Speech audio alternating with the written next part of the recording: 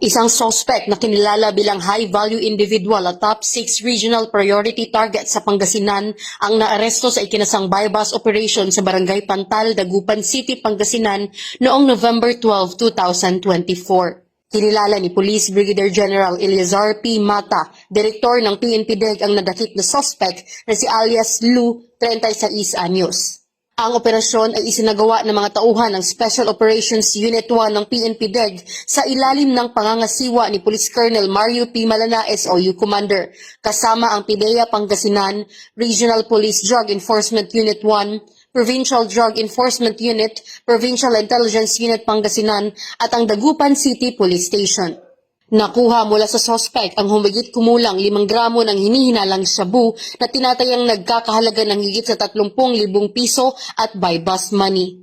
Ang narestong suspect ay nabasahan ng kanyang mga karapatan sa wikang kanyang naiintindihan at ito ay kasalukuyang nasa kustudiya ng SOU-1 PNP-DEG habang hinahanda ang mga dokumento para sa paglilitis.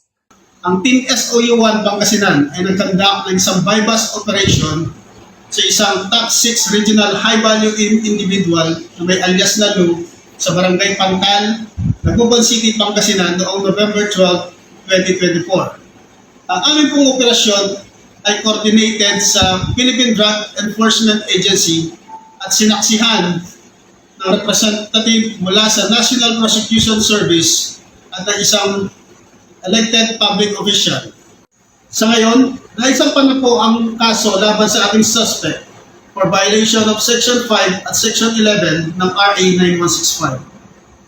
Ang mga ganitong operasyon ay isang malaking hakbang sa laban natin kontra iligal na droga. Ito ay isang paraan upang mapigilan ang pagkalat ng mga mapanganib na gamot. Patuloy na pinapakita ng ating mga kapulisan ang kanilang determinasyon na mapanatiling ligtas ang ating komunidad. Para sa mga nais magsumbong, maaari kayong mag-text o tumawag sa mga numerong nasa inyong screen. Dahil dito sa Bagong Pilipinas, gusto ng PNP-DEG, iligal na droga, bigyan ng wakas.